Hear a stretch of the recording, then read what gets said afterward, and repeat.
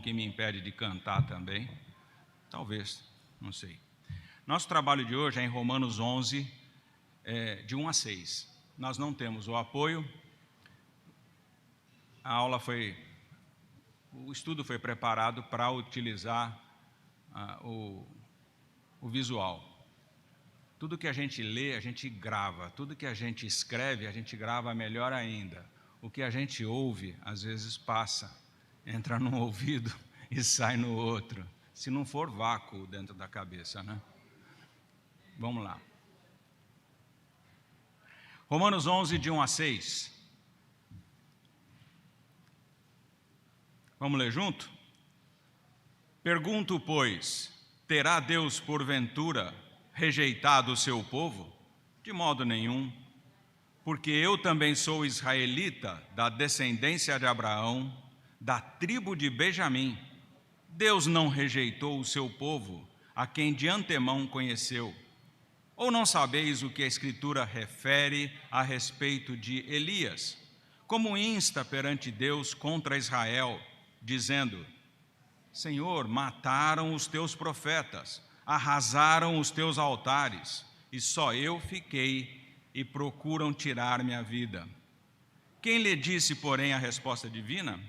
Reservei para mim 7.000 homens que não dobraram os joelhos diante de Baal. Assim, pois, também agora, no tempo de hoje, sobrevive um remanescente segundo a eleição da graça. E se é pela graça, já não é pelas obras. Do contrário, a graça já não é graça. Bom, domingo passado, a esperança é a última que morre, a gente sempre olha, não é? Então vamos lá. Mas no domingo passado, a gente viu algumas coisas. Por exemplo, nós vimos que nós devemos enviar os pregadores para que as pessoas possam ouvir o Evangelho e crer nele. Porque os servos de Deus têm o quê? Têm a responsabilidade de divulgar a boa nova, Jesus Cristo. A nossa responsabilidade é anunciar Jesus Cristo. Anunciar Cristo é um ministério de honra. Foi o segundo ponto que nós vimos domingo passado. Ou seja, o trabalho de anunciar é honroso. Nós devemos assumir, falar, porque isso é motivo de honra. Não é qualquer um que os anjos querem vir ouvir a gente anunciando. Eles não querem fazer o nosso serviço, não. Eles querem vir ouvir o que nós anunciamos. Querem ouvir falar de Jesus Cristo. Então, é um ministério de grande honra. Só quando Deus irradia em nós, e aí é a excludente, quando Deus ilumina em nós, ou em quem ouve, o seu Espírito, é que essa palavra pode produzir algum efeito. Se nós falarmos sem estarmos iluminados pelo Espírito, ou quem ouve não for preparado pelo Espírito, nada acontecerá. Isso não é responsabilidade nossa. O próprio Deus é quem manda o Espírito e nos coloca em posição de entender. Vai em paz, minha irmã, tranquila. Então, a fé é produzida pela pregação, mas o entendimento é produzido pelo Espírito. A glória de Deus se mostra tão claramente que é possível dizer que possuem sua própria linguagem, que declaram os atos do poder de Deus. Só um cara muito fechado na cabeça que pode entender que uma chuva como a de hoje, que agora parou, a água já estão descendo, não demonstra o poder de Deus. Não tem ser humano nenhum capaz de fazer isso. É evidente que Deus está manifestando a sua glória. O Salmo 19 falava isso, e é o que o Paulo citou. Os céus declaram a glória de Deus. Os gentios, nós vimos também no final, não devem ser excluídos do conhecimento de Deus, pois eles certamente são recebidos na família de Deus por adoção. Tá? Não somos descendentes pelo DNA de Abraão, não, mas nós somos descendentes por adoção. Cristo nos adota e nos faz filhos enxertados na oliveira. Também tem alguns estudos sobre isso. Os israelitas, finalmente, nós vimos, ouviram o Evangelho desde o tempo de Abraão, mas se mostraram sempre um povo rebelde. Eles apenas um remanescente creu nele e acolheu a sua mensagem. Então, essa rebeldia ocasionou, sim, o afastamento do povo hebreu, mas eles não foram abandonados. No capítulo 11, o autor completa agora, nesses 6 primeiros versículos, o raciocínio que ele começou lá no capítulo 9, no versículo 31. Aqui ele vai discorrer sobre o propósito de Deus. Ele vai falar sobre Israel, vai falar sobre a humanidade. Talvez esse capítulo seja, na verdade, uma advertência explícita para nós. Os judeus na história foram deixados de lado. Os judeus na história foram dispersos pelo mundo. Tem judeu em Vladivostok, no mais oriental dos pontos da União Soviética, e tem no Alasca, que quase encosta com Vladivostok, porque o mundo é redondo, embora tenha gente que acredite que seja plano. Deus é soberano, senhores, e Ele age como quer. Mas o Israel foi disperso. Deles procuraram estabelecer a própria justiça. E isso não é possível. Nós vimos que o ser humano não pode alcançar justiça, porque por nós mesmos nós não temos a menor capacidade de produzir nada de justiça. Nós somos pecadores, nós somos errados por natureza. E por fim, nós também sabemos que não é por obras, é pela fé que se alcança a salvação.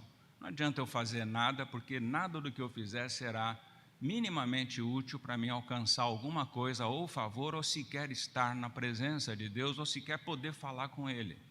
Eu fiz isso e por isso vou falar contigo? Não, a gente só pode falar porque Jesus rasgou o véu. E nós então podemos entrar no Santo dos Santos e, em pé na presença de Deus, peticionar, seja para agradecer, seja para realmente solicitar. Então, na análise do texto, nós temos o versículo 1 fala: pergunto, pois, é a retórica de Paulo, pergunto, pois, terá Deus porventura rejeitado o teu povo? Ele trabalha quase todo Romanos na forma dessa retórica de pergunta para obter o pensamento e a resposta. De modo nenhum, porque eu também sou israelita da descendência de Abraão, da tribo de Benjamim. Olha o Paulo dizendo que ele é israelita. E por que ele está dizendo isso? Ele está dizendo isso porque ele prova com isso que Deus não abandonou o seu povo. Veja só, a tribo de Benjamim é a menor de todas as tribos. É a tribo que quase deixou de existir. Sabe por que Benjamim não deixou de existir? Porque autorizaram que fossem sequestradas mulheres para casar com os homens remanescentes, os poucos existentes da tribo de Benjamim, para refazer a tribo. Senão ela teria desaparecido, porque todas as mulheres haviam sido assassinadas. Todas, sem exceção. Crianças também. Os poucos remanescentes de Benjamim, que depois casaram com essas mulheres que foram sequestradas, o nome é outro, é sequestrada mesmo, né? Quando alguém vai lá num grupamento e rouba, leva pessoas embora. Foi isso que aconteceu, o relato está bem claro. Então, essa cegueira, essa obstinação dos judeus, sugere que Cristo, com a sua vinda, teria privado os judeus de toda e qualquer esperança de salvação e teria anulado as promessas e destinou-as, porque quis, para outro povo. Mas isso não aconteceu. O pacto não foi desfeito, ele foi realmente cumprido em Jesus Cristo. É isso que Paulo defende o tempo inteiro. Aliás, é absurdo pensar que uma ação humana possa cancelar o propósito de Deus. Então o ser humano não acredita, é infiel e por isso o pacto vai ser cancelado. Não, a ação humana é incapaz de produzir qualquer efeito. Deus faz o que quer, quando quer e a hora que quer. Então não existe ação humana que seja capaz de anular, alterar, mexer de alguma forma com o propósito divino. Ele faz acontecer no tempo dele, sempre. Não tem diferença. E outra coisa, a adoção que nós recebemos, ela é gratuita, não é por obras. Ela é fundamentada unicamente na misericórdia de Deus. E nenhuma forma é na capacidade do ser humano. O pacto feito por Deus e a palavra feita por Deus é fiel, ela é absoluta, ela é inviolável. E Paulo desenvolve a sua tese no sentido de que a verdade e a eleição, verdade e eleição, não sejam tidas como procedentes do mérito humano. Então, nem a justiça e nem a salvação, de alguma forma, vem do que a gente faça. É isso que ele está falando nesses capítulos. E ele fala do futuro de Israel, fala de nós também. Porque eu também sou israelita, ele falou.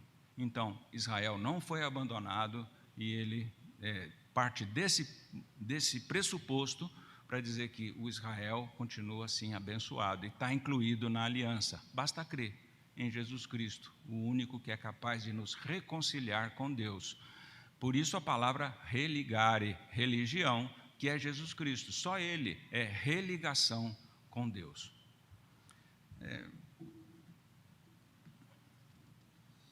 Então ele vai fazer a explanação.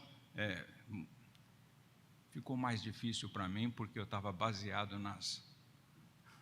nos slides, mas vamos ver, olha lá. Ele se afirma então que ele é um legítimo israelita, que ele teria tudo para ser legalista, ele teria tudo para confiar no cumprimento da lei como forma de reconciliação com Deus. Ele tratou disso ao escrever aos crentes de Filipe. Abram, por favor, Filipenses 3:5. Não tem projeção. Vamos lá. Filipenses 3:5. Se alguém achar e quiser ler assim, bem tonitruante, fica à vontade. Leia, por favor, Filipenses 3:5.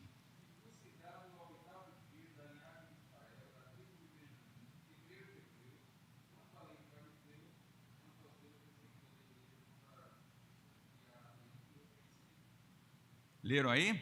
Ele foi circuncidado ao 8º dia, ele é da linhagem, sim, de Israel, ele é da tribo de Benjamim, a menor de todas as tribos, ele é hebreu de hebreus, e a lei, ele é fariseu, ou seja, ele tinha tudo para acreditar que da lei viria a justiça, que pelo cumprimento da lei ele alcançaria. Até hoje nós temos algumas religiões que se dizem sérias e que são neo-judaizantes, eles querem voltar a cumprir a lei para encontrar-se com Deus. Não é isso que está escrito nos evangelhos. E eles tentam coadunar as duas coisas. É ruim. Então, o que nós vimos é que Paulo escreveu que Deus não rejeitou o seu povo e que ele de antemão conheceu esse povo. E a Escritura se refere a Elias. Por que ele fala de Elias? Porque Elias, num determinado momento, ele se volta contra Israel e diz, eles mataram, eles alteraram os teus altares, ninguém mais te adora, só fiquei eu. Aí ele está falando uma outra coisa que ele vai desenvolver em seguida.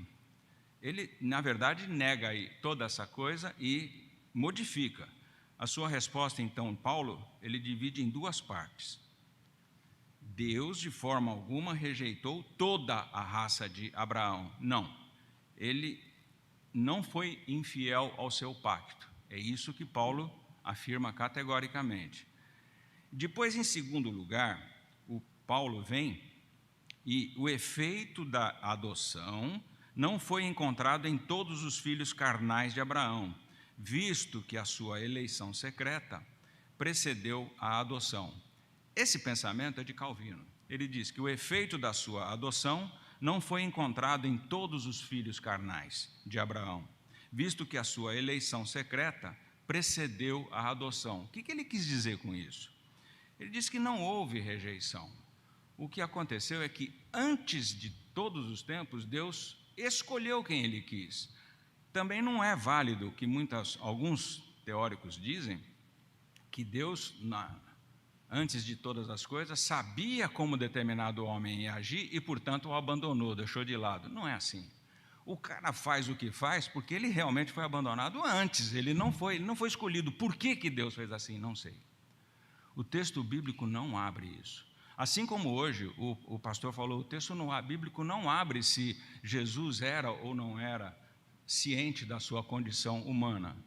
A Bíblia não fala isso. Alguns fatos nos fazem perceber que ele tinha uma boa noção. Por exemplo, aos 12 anos ele é retido, fica com os doutores, e a resposta que dá para o pai e para a mãe é o quê? Importa que eu fique aqui na casa do meu pai. Isso é importante. Então ele tinha essa noção.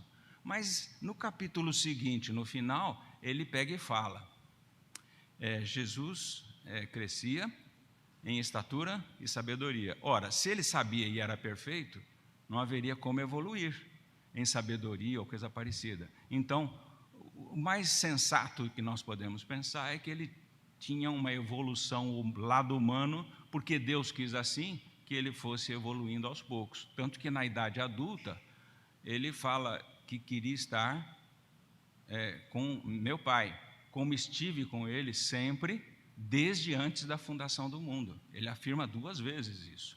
Mas isso é só um parênteses, vamos lá. O que interessa é que o apóstolo não opõe a origem da perseverança de Deus na sua própria eleição secreta. Ele diz que Deus não leva em conta a fé, mas sempre mantém firme o seu propósito de não rejeitar o povo a quem conheceu de antemão. A expressão conhecer de antemão, não pode significar que Deus teria previsto, então, o caráter do ser humano. Não é assim. Ele conhecer de antemão quer dizer que ele sabia quem seria o escolhido, ele escolheu porque ele quis. Por quê? Não sei, a Bíblia não abre esse assunto. Por que Deus me escolheu, ou algum dos senhores, ou todos? Nós não sabemos. Não sabe. Só cada um de nós sabe. Se a gente consultar o checklist de Paulo, o checklist de João, é duríssimo.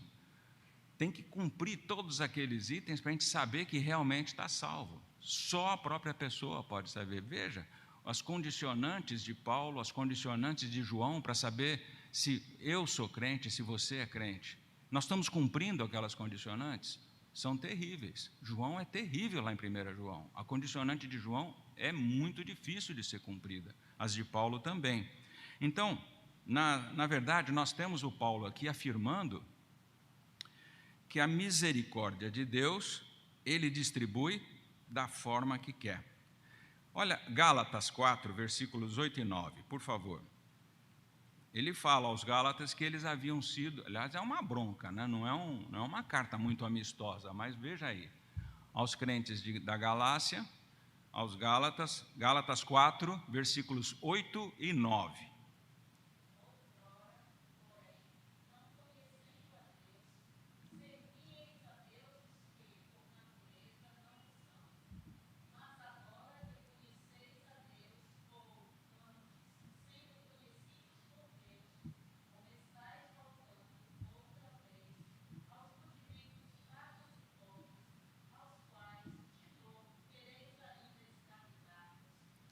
De novo, ele usa a expressão conhecendo e sendo conhecidos, justamente para dizer que Deus escolheu.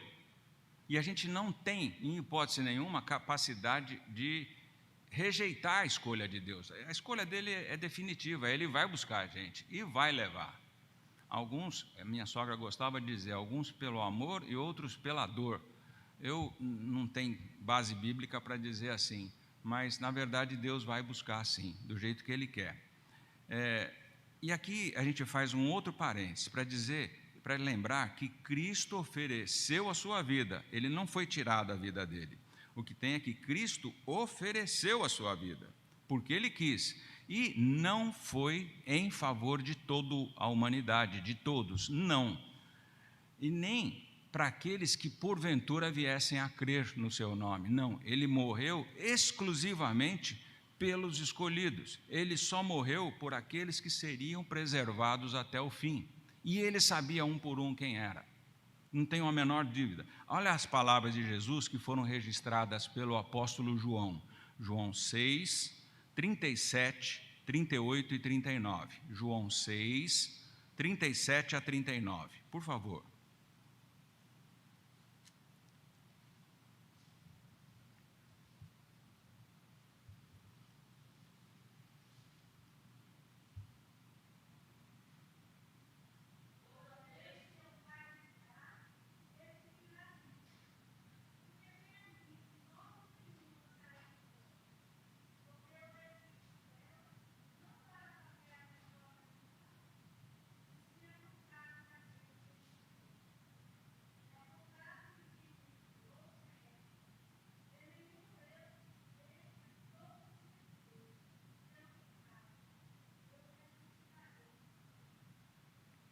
Aí, pouco mais adiante, João registra outra assertiva de Jesus, exatamente nessa mesma direção. E aí Jesus comenta e conclui com uma excludente absoluta de vontade própria. Veja só, João 6, 44. Nós lemos 37 a 39, pula 4 aí, vai no versículo 44 agora, por favor.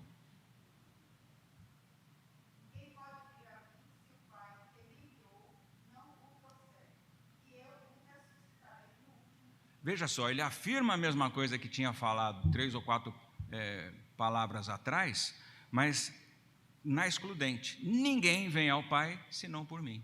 Não existe maneira de ir pela justiça, por isso ou por aquilo, pelas obras, não, só por Jesus. É isso que Paulo defende e afirma todo o tempo. Aí ele fala: ou não sabeis o que diz as Escrituras? O problema é que foram poucos os judeus que creram em Cristo. A verdade é essa. Aí a conclusão que se mostrava inevitável era de que toda a raça de Abraão havia sido rejeitada. A fim de eliminar essa pedra de tropeço, Paulo utiliza então o exemplo de Elias. Lembra que houve uma desolação tal na época de Elias que parecia que não haveria qualquer vestígio da igreja. E pelo julgamento, pela visão de Elias, ele olhava e via: não tem mais ninguém, só sobrou eu e os caras estão querendo me matar. É isso que Elias falou. Mas não, o remanescente fiel permaneceu, como que escondido num túmulo. E na hora certa, ele foi maravilhosamente preservado. O remanescente fiel de Israel e de toda a humanidade sempre vai permanecer, por maiores que sejam as perseguições. Então, duas coisas a gente tira daqui. A primeira é que nós não podemos utilizar o nosso próprio critério para analisar se está bom ou está ruim. Nós cometeremos um tremendo equívoco se a gente avaliar a igreja pelos nossos critérios humanos, pelos nossos critérios pessoais, quantitativos, por exemplo. Não é assim que a banda toca. Olha só, até o profeta Elias errou. Ele achou que não tinha mais ninguém, mas havia. O remanescente fiel estava sendo preservado. Então, e olha que nesse caso Elias foi contemplado na época com uma porção absurda da iluminação do Espírito. Elias tinha o poder do Espírito em magnitude que a gente não consegue nem entender. Imagina eu que estou tão fraco. Não posso usar o meu critério para avaliar o remanescente, o andamento da igreja, o crescimento. É por isso que muitas vezes a gente ouve no conselho, muitas vezes nas discussões, avaliar essa congregação ou aquela, tem essa quantidade de membros, tem aquela quantidade. Não é assim. Não é pela quantidade, é pelo anúncio. Só isso. Nós temos que cumprir. A nossa obrigação é anunciar. Quantidade de membros pode ser até uma forma de aferir, mas não é o melhor critério. Não é assim que o ensino fala. E Paulo exatamente fala isso. Até Elias, utilizando esse critério de quantidade, errou, porque o remanescente permaneceu. Então, o Senhor é de tal grandeza que Elias, por exemplo, ele amava a Deus, mas ele não se opôs a entregar a própria nação. Elimina todos, só eu que estou aqui mesmo, acaba com essa nação desde agora. Até isso ele fez, mas esse critério estava errado, não pode ser assim. Então, o versículo 4 do nosso texto diz assim: que lhe disse, pois, a resposta divina? Reservei para mim uns 7.000 homens que não dobraram os joelhos a Baal. Aí o apóstolo, na verdade, está repetindo uma assertiva que está registrada. Por favor, acha aí, 1 Reis 19, 18. Eu acho que Paulo tinha uma memória prodigiosa, além da iluminação do Espírito, eu tinha um rolo escondido no bolso, porque citava tudo direitinho, impressionante. 1 Reis 19, 18.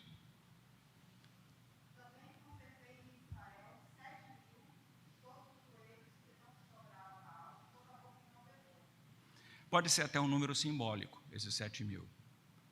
Não era 6.999, nem 7.001, era 7.000. pode ser até que seja um número simbólico, como muitos estudiosos defendem, pelo fato de 7 ser o número perfeito na proposição hebraica. Mas é mais provável que aqui o Senhor quisesse, na verdade, registrar uma grande multidão. 7.000 é uma grande multidão. Ele não está considerando 7.000, 6.899, 7.000, diga.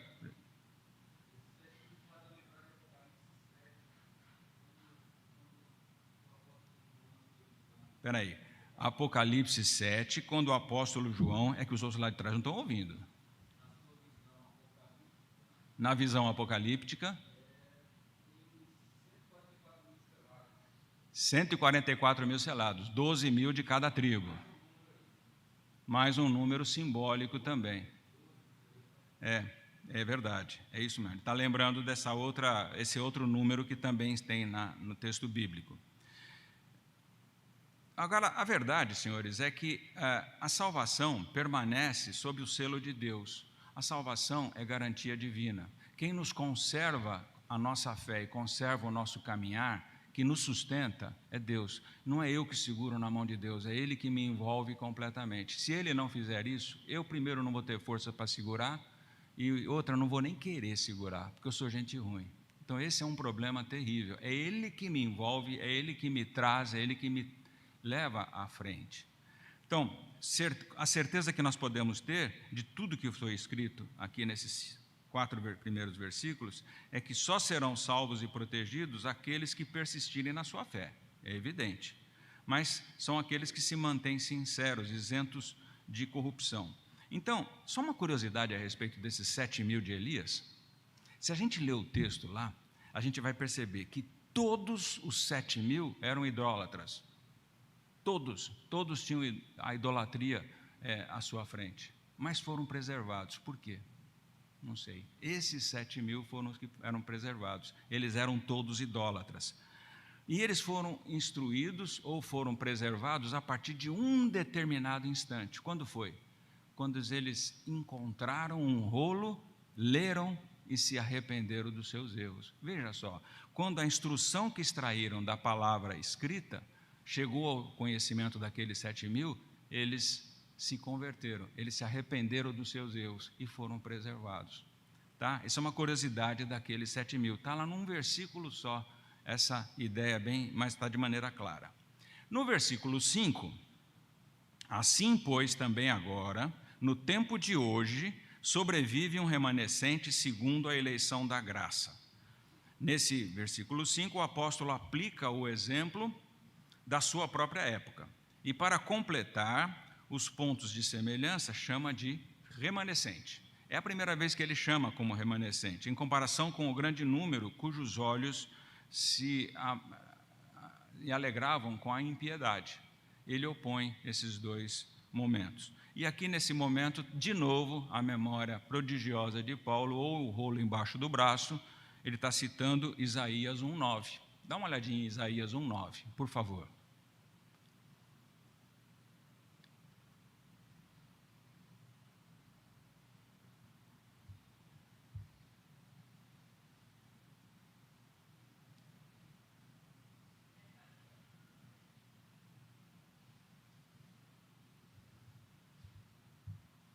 Isaías 1,9, desculpe.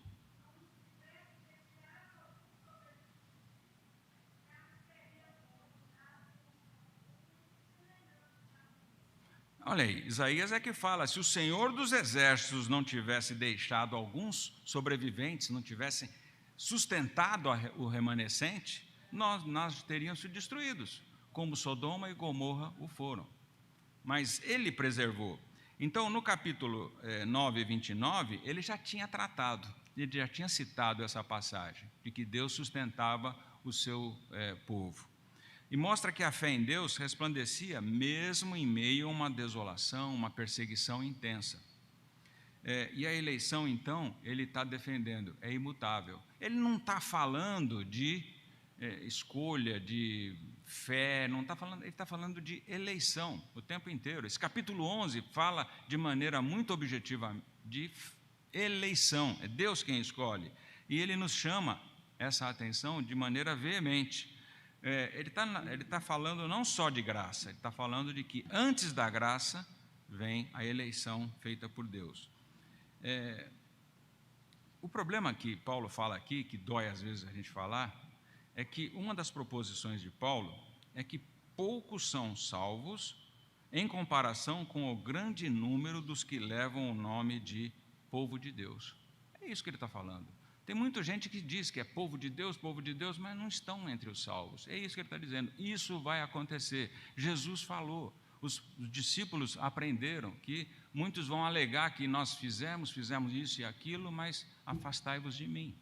Então, muitos se contam no povo de Deus, mas não estão. Na verdade, não são.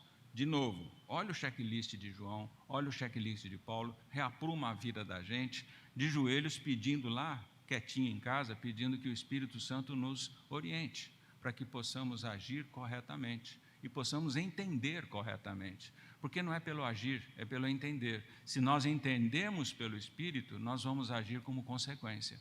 É isso que ele está falando o tempo inteiro. Aqueles a quem Deus escolheu, sem levar em conta seus méritos, esses serão salvos pelo seu próprio poder. A eleição da graça é a linguagem hebraica para eleição gratuita.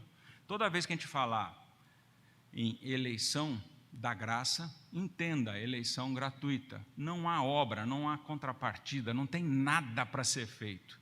Tudo que a gente porventura vier fazer, que são as obras preparadas por Deus, serão consequência. Primeiro vem a salvação em Cristo pela fé. É isso que é importante a gente ter bem guardado.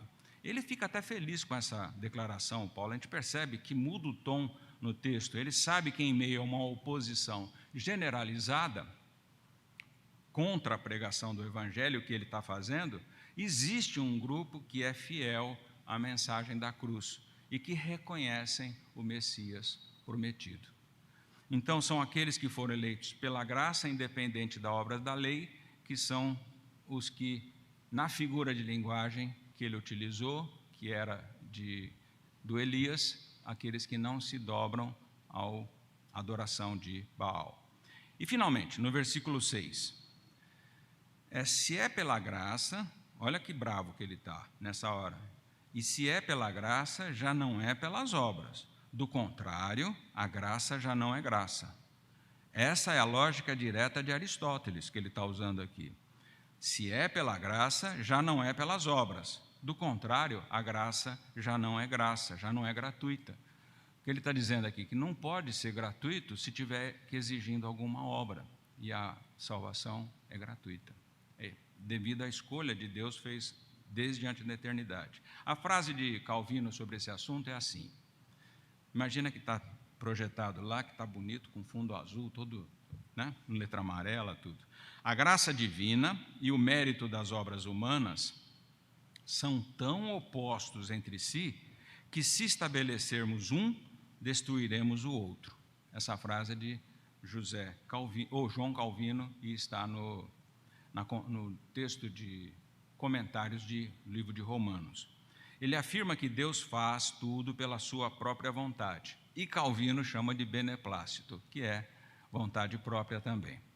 Assevera que qualquer concessão que nós venhamos a fazer pelas obras só servirá para prejudicar a dimensão da graça. Nós não podemos perder da nossa inteligência, da nossa percepção, que a nossa salvação é gratuita. Jesus nos escolheu. Tudo que nós fizermos será em consequência, em gratidão, por destinação, mas é posterior. Nós não vamos fazer nada para obter. E o fato de fazer não melhora em nada. Aí nós podemos discutir um outro dia a questão do galardão, mas isso é outra coisa. Nem imagine que, voltando lá no versículo 3 que nós lemos, que a previsão de obras é o mesmo que eleição. Não é. Não é sinal que Deus previu que a pessoa ia ser trabalhadora, operosa, e, portanto, ele pegou e o elegeu. Não, não é assim. Ele elegeu. E porque elegeu, um dia ele foi ungido pelo Espírito Santo e foi fazer as boas obras. É sempre consequência. Tá? A eleição é gratuita. Paulo fala, então, de eleição em todo o capítulo. As obras são consequências da ação do Espírito Santo em nossas vidas. Nós somos salvos. E é interessante. Somos salvos pela fé, nós somos salvos para as obras. Somos salvos pela fé para as obras. Nós recebemos a fé, fomos preservados de antemão para as obras. Tá? Não há merecimento, nem na fé, que nos é dada de graça, e nem nas obras, que nos é destinada de graça também. Nós fazemos como consequência. Tá? Ambas, as duas coisas, a fé e a capacidade e vontade de fazer obras, vem de Deus, é consequência. As duas vêm de Deus. Nós sempre fazemos menção da graça e nessa hora a gente destrói a ideia de que a justiça possa ser configurada pelas obras. Não pode. Justiça é sempre pela graça, mercê de Deus. Agora vamos lá, eu acho que eu até entendi agora. Apocalipse 7, citado pelo presbítero Enio, ele falou do Apocalipse 7, ele citou o versículo 3 até 8, não foi isso? João escutou, na verdade ele não viu. Nessa passagem ele escuta que 144 mil seriam salvos, 12 mil de cada tribo, não foi isso?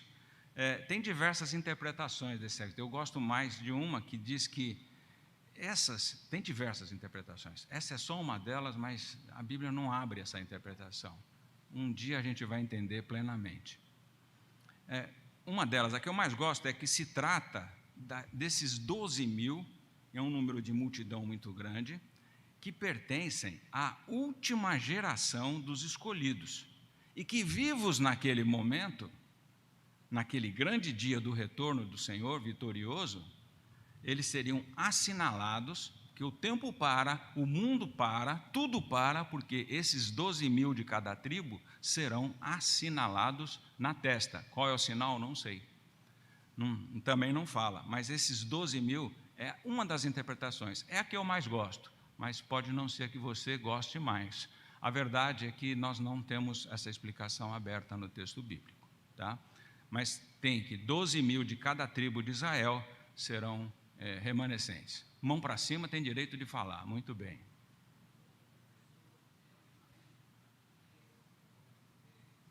Espera aí, eu entendo que 144 mil...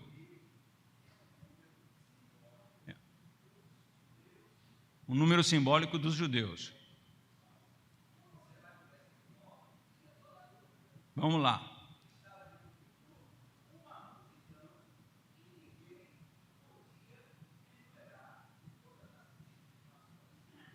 Exatamente. Tem 5 ou 6 interpretações, essa é a primeira.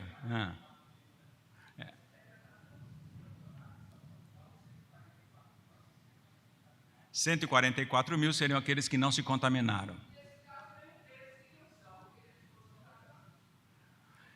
Realmente, logo no versículo 9, fala que uma multidão de adoradores estava em pé, adorando ao Deus eterno. E nesses, no meio, havia 144 mil. Esse número pode ser simbólico, pode ser total, tem diversas interpretações.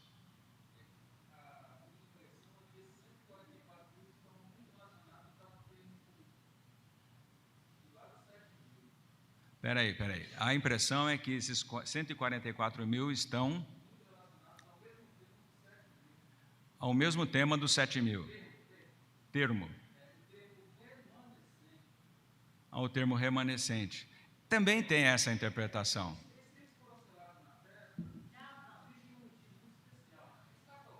Isso.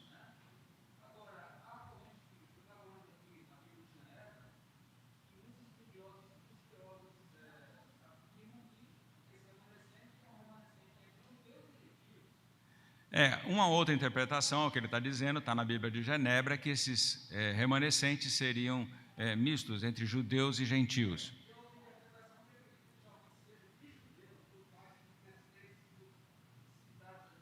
A interpretação mais específica diz que é só de judeus. Na eternidade, a gente vai ficar sabendo, a gente vai ser aperfeiçoado completamente. Senhores, uma outra curiosidade, os Salmos 79 a 87, eles são poeticamente relacionados a esse remanescente fiel. Os Salmos 79 a 87. Todos esses salmos são relacionados de maneira profética ao remanescente fiel. Leiam depois com calma, 79 até 87. Desses, o Salmo 86 é o único que é de Davi. Todos os outros são ou dos filhos de Corá ou de outros lá, mas só o 86 é de Davi. Olha como que ele começa o Salmo. Inclina, Salmo 86, versículos 1 e 2. Salmo 86, versículos 1 e 2. Aliás, quem achar, por favor, leia bem alto, é melhor.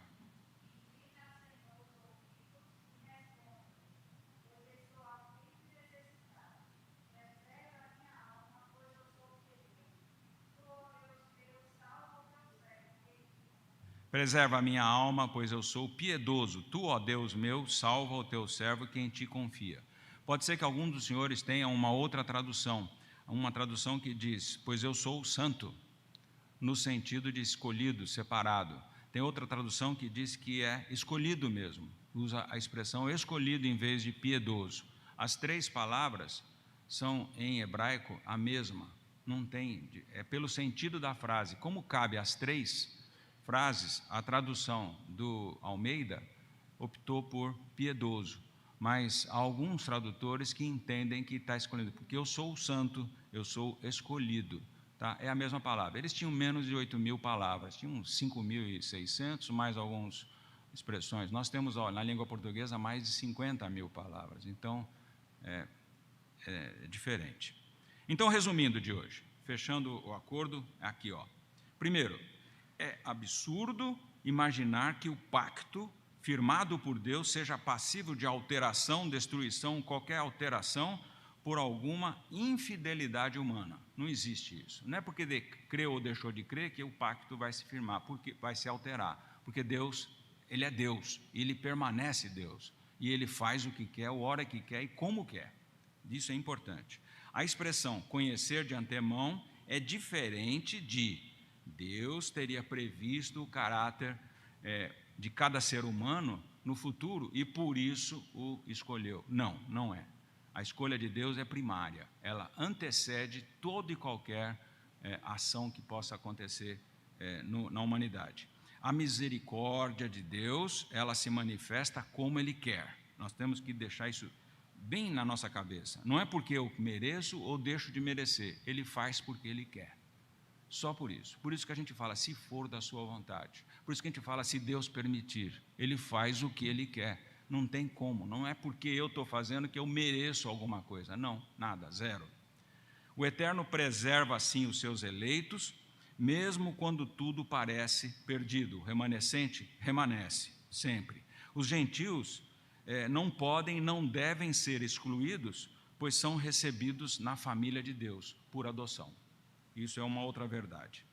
Poucos são os salvos em comparação com o grande número daqueles que se intitulam povo de Deus. O Israel é muito grande, mas o Israel reconhecido, remanescente que permanece, é bem menor. E os céus manifestam a glória de Deus. Aqueles a quem Deus escolheu, sem levar em conta seus méritos, eles são salvos pelo seu poder. E por último, Deus tudo faz pela sua própria vontade. Então é isso. No domingo que vem, parece que vai ter uma aula diferente, não é isso? Eu ouvi aqui. Se não seria a rejeição de Israel, não é final. Mas vamos ver como é que vai ser. Hoje eu estou aqui porque o reverendo Lutero teve uma emergência, teve que viajar e por essa razão não estava aqui, senão os senhores teriam sido agraciados com a presença do próprio pastor. Vamos fazer uma oração rápida? Vamos baixar nossas cabeças? Senhor Deus, Deus Todo-Poderoso, nós concluímos um pequeno estudo da Tua Palavra, Senhor. Nós pedimos que sejamos contemplados com o esclarecimento divino, que a Sua verdade se instale de forma tranquila em nossos corações, pelo poder do Espírito. Agradecemos por essa oportunidade, nós te agradecemos por todas as bênçãos, mas rogamos que nos seja dado, durante o dia de hoje, um dia de paz. Que ao sairmos daqui estejamos prontos para testemunhar da sua misericórdia, da sua graça e da salvação em Cristo Jesus. Nossa oração é firmada nesse nome precioso, Jesus Cristo, Senhor e Salvador. Amém. Vamos em paz. Muito obrigado. Bom dia.